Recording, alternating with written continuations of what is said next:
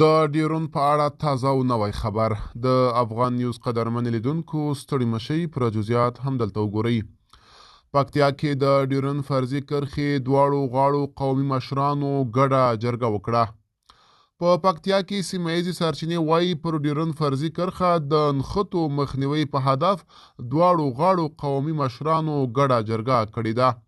دغه جرګه په دې سیمه کې د نښتو د پیل کېدو له وخته تر دا مهاله دویمه جرګه ده چې جوړیږي. د رسنیو د راپورونو پر اساس له تیرو څو ورځو راهیسې د پکتیا په اریوب ځاځي او ډنډ پټان ولسوالیو کې له ډیورن فرضي کرښې سره نږدې د افغان او پاکستاني ځواکونو ترمنځ جګړه وشوه چې له کبله یې د پاکستاني لوري په ډزو کې یو شمېر کسانو ته مرژوبله واوښته. وروسته د افغان او پاکستاني چارواکو په ګډون دواړو غاړو قومي مشرانو یوه ګډه جرګه وکړه څو اوربند ته زمینه مساعده کړي، د خرلاڅیو لار پرانیزي او د ستونزو د حل په موخه یوه کمیټه جوړه کړي. له یادې جرګې څو ورځې وروسته نن یوه بله جرګه هم وشوه.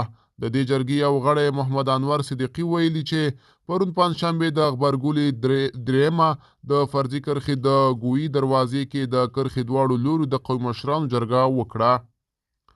د هغه په خبره په یاده جرګه کې د دواړو غاړو قومي مشرانو دا پریکړه هم وکړه که د هر لوري نظامیان د ډیورن فرضي کرښې کې سرغړونه کوي همدا قومي مشران یې باید مخه ونیسي.